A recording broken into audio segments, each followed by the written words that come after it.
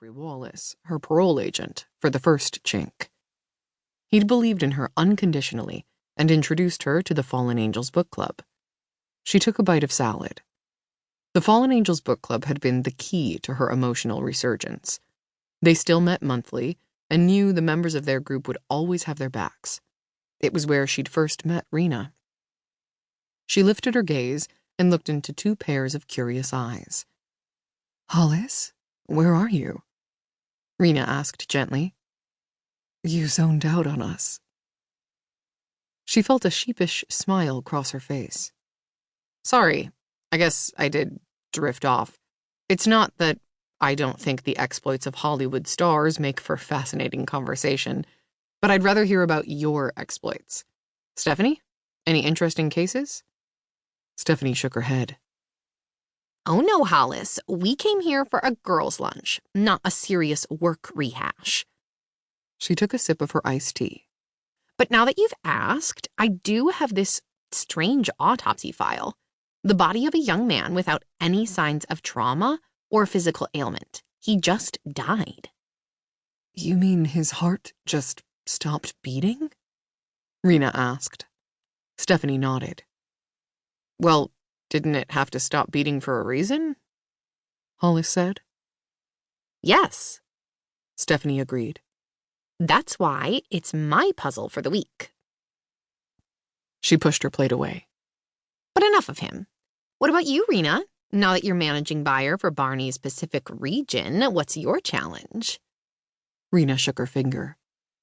"Oh, don't think I didn't hear the tone of condescension in your voice, Stephanie. You think that you and Hollis have the corner on life's grittier issues? That my work world is fashion fluff? Well, I still have to deal with real people and real problems. Which brings to mind, Hollis, my other half, Mark, wants you to give him a call about a possible new client. She needs to probate a trust. And that reminds me, are you coming to the book club meeting Friday night? You haven't been to a meeting in months." Hollis hesitated before answering. I'll give him a call later on. It must be a good one. He usually doesn't come across routine matters." She paused. "I'll try to make the club meeting, but I promised John we'd have a quiet evening at home." Stephanie and Rena exchanged looks. Rena cleared her throat.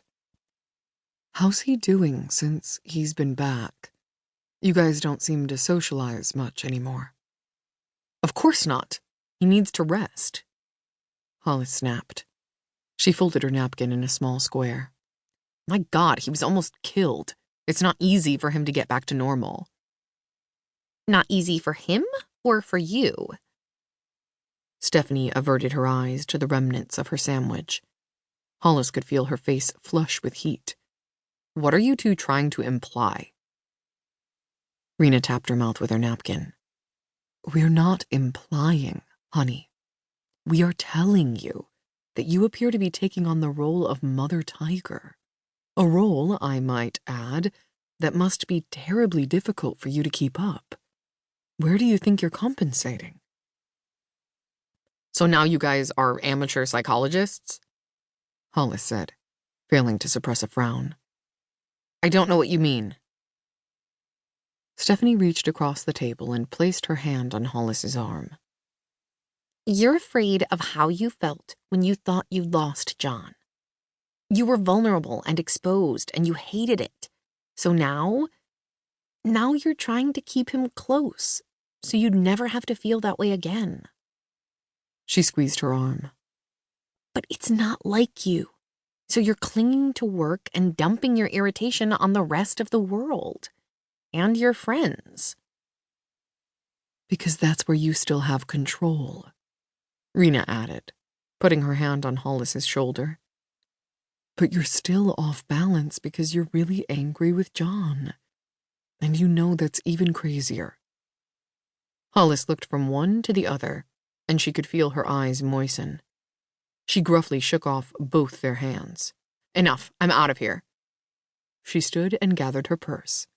"It's you two who are making me nuts and angry. I think you're both way off base."